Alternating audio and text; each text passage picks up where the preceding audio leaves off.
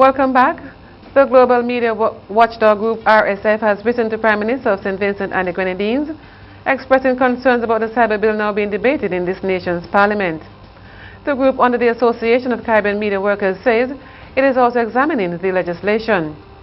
In a letter which also sent to the Minister of Information, Camille Gonsalves, RSF said it is calling for the revision of several clauses that are extremely damaging to the flow of news and information and public debate.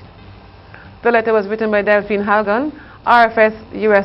Director, noted that while it does not dispute the principle of the cybercrime legislation, the Internet should not escape the authority of the law altogether, and furthermore, it is perfectly legitimate to sanction crimes such as online identity theft, cyberbullying, or even more seriously, child pornography.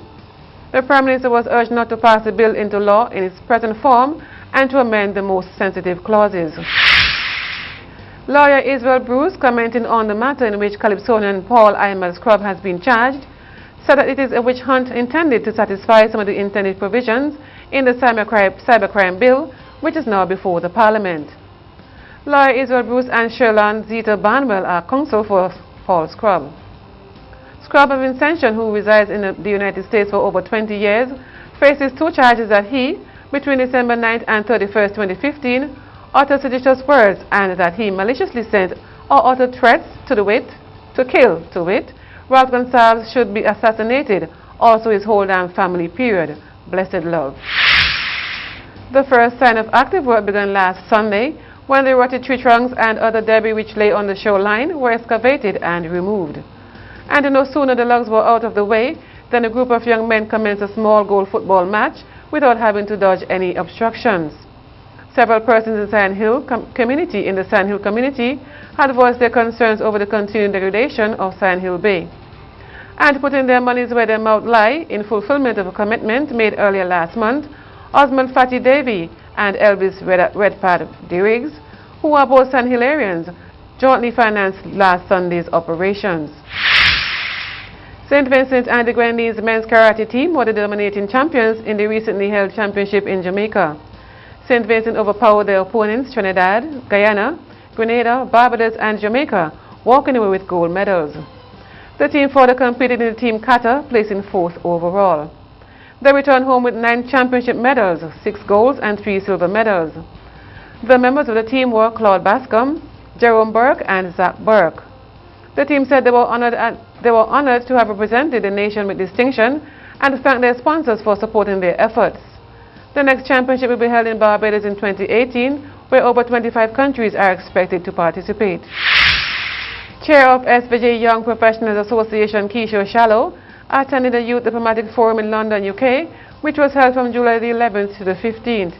The forum facilitated international delegates from Africa, Australia, France, Italy, New Zealand, Portugal, Russia, Sweden, Turkey, United Kingdom, and Shallow, the sole representative from the Caribbean. The Richmond Vale Academy RVA will be staging a community farmers market this Saturday, July 30th, at the Mission Corner in Chateaubelair. Teacher at the Academy, Selwyn Patterson, spoke of the initiative during the Interface program aired on NBC Radio July 26th. Mr. Patterson said it is intended to give farmers and surrounding communities an opportunity to sell their produce in a centralized location.